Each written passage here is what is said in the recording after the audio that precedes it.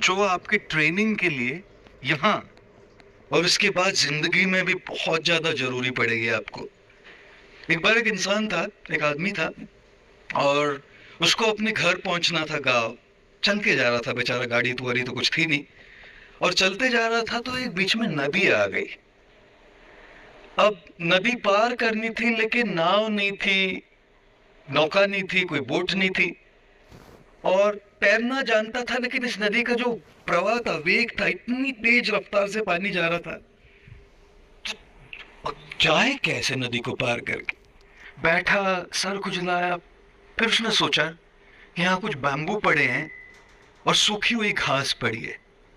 वो सारे बैम्बू को इकट्ठा करके उस घास से बांधा, और जिसको अंग्रेजी में एक राफ्ट कहते हैं, कैसे मेकशिफ्ट बोट जैसा बना, उस राफ्ट को लिया, उस पे बैठा और दो बैम्बू की लकड़ियां लेके नदी को पार कर गया।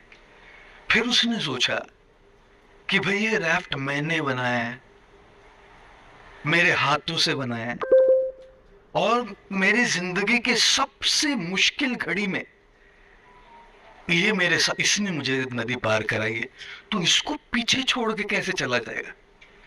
तो उसने वो राफ्ट अपने पीछे, पीठ पीछे बांध लिया, जैसे आजकल बैकपैक वाले होते हैं। ये बैकपैक वाले, हाय भगवान बचाए उनसे सबको। जब भी फ्लाइट में जाए तो मैं खड़ा रहता हूँ, मुझे सेल्फी लूं सर, हेलो करके बैकपैक से यूं मार के जाता है। उनका मारने का कोई इंटेंशन नहीं होता, लेकिन बेचारे वो पीछे लगा होता है। सबके मुंह पे चपाट चपाट, मेरे तो कितने लगे बैकपैक से। ये बड़ा राफ्ट लगा के पीछे चलते जा रहा था। अब उसको गांव पहुंचने में, अपने घर पहुंचने तक एक जंगल से गुजरना पड़ा। और जंगल में हर पेड़ जो थे, दो पेड़ों के बीच में बस इतना फासला था, इतना अंतर था, इतना डिस्टेंस था कि आदमी निकल जाए बस, बाकी कुछ नहीं। हर दो पेड़ों के बीच में, और अगर वो जंगल क्रॉस नहीं करे तो अपने गांव नहीं पहुंचे। दो पेड़ों के बीच में चला गया, वो राफ्ट अटक गया। इस दौर पीछे से था, राफ्ट अटक गया। अब चॉइस बची, या तो मैं आगे जाऊं या पीछे बैठ के इस राफ्ट के साथ रह जाऊं। आगे बढ़ना है तो राफ्ट को पीछे छोड़ना पड़ेगा, और अगर आगे यही रुकना है तो राफ्ट को पकड़ के बैठा जा सकता है। तभी इसने सोचा कि भैया अपने डेस्टिनेशन तक अगर पहुंचना है तो भले ये मैंने बनाया है, भले ही मेरे सबसे मुश्किल घड़ी में इसने मेरा साथ दिया है, लेकिन अगर आगे बढ़ना है तो इन पुराने तौर तरीकों को पीछे छोड़ना बहुत ज्यादा जरूरी है, नहीं तो आगे तो बढ़ोगे नहीं। और इसीलिए इसीलिए आज तक जो भी आपने ट्रेनिंग ली, जो भी आपने सीखा है, वो आपके लिए क्राफ्ट है दोस्तों।